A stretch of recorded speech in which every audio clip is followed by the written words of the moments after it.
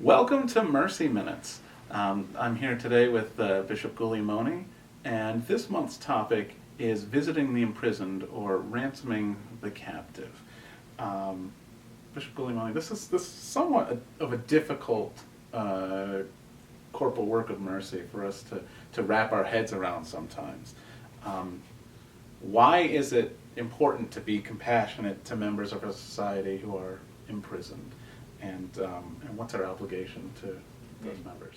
Yeah, that's a very, very good point. I mean, sometimes we want to just forget about folks, who have been in these situations, but we have to recognize that there are all kinds of situations in which people find themselves incarcerated, and nonetheless, no matter what their situation, they are still our brothers and sisters, still children of the same God, and it doesn't mean we acknowledge what they've done as being good or even neutral, but simply that we reach out to them, and if there is a need for redemption and conversion, in some way or another we help them to do that.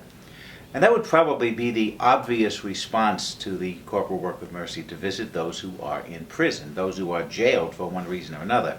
And that's important in our diocese. My goodness, we have 26 prisons, 22 state and 4 federal prisons in our diocese.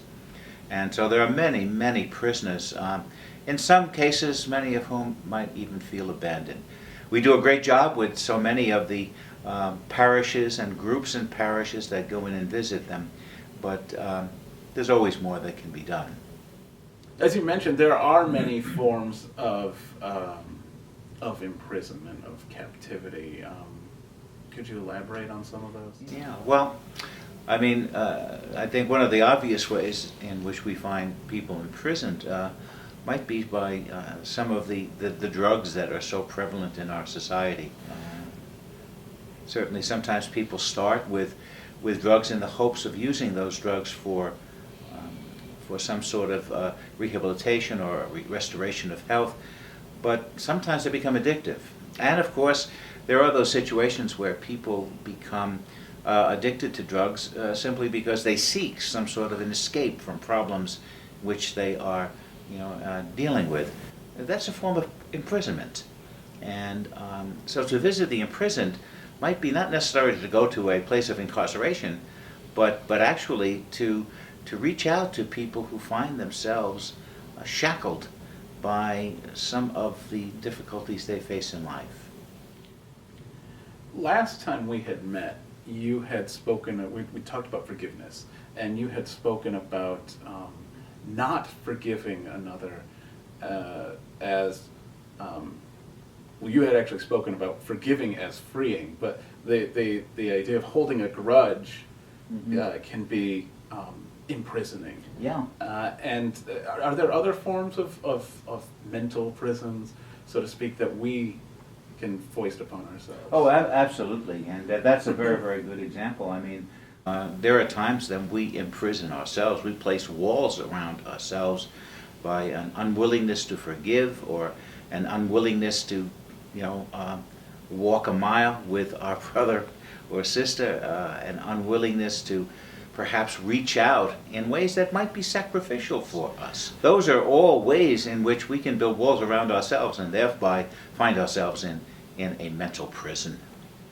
And would you say that as we come to understand our own tendencies to imprison ourselves, is that a way that we can set a groundwork for compassion for others in their situation? Well, absolutely. I mean, if we've heard that cliche, that saying, there but for the grace of God go I, to recognize that what we sometimes do to ourselves, others have done to themselves.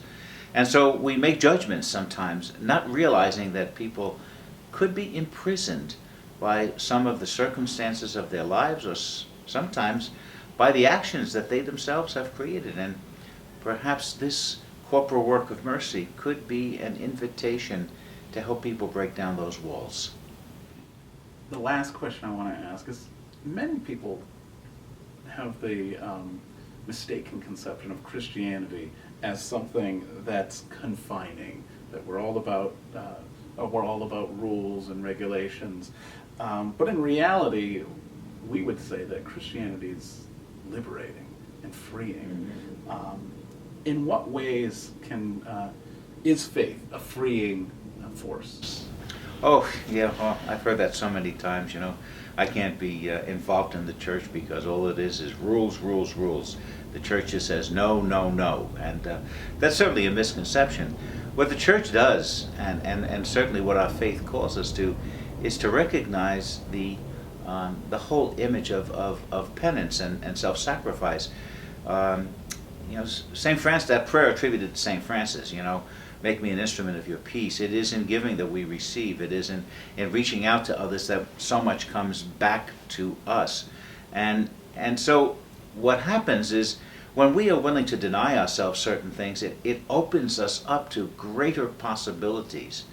You know, St. Francis, or whoever wrote the prayer, but it's attributed to St. Francis, says that it is in dying that we are born to eternal life.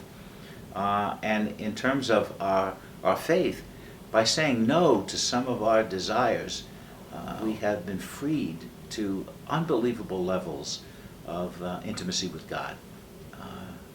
So I think it's all in the way you look at things. You know, is the glass half full or is the glass half empty?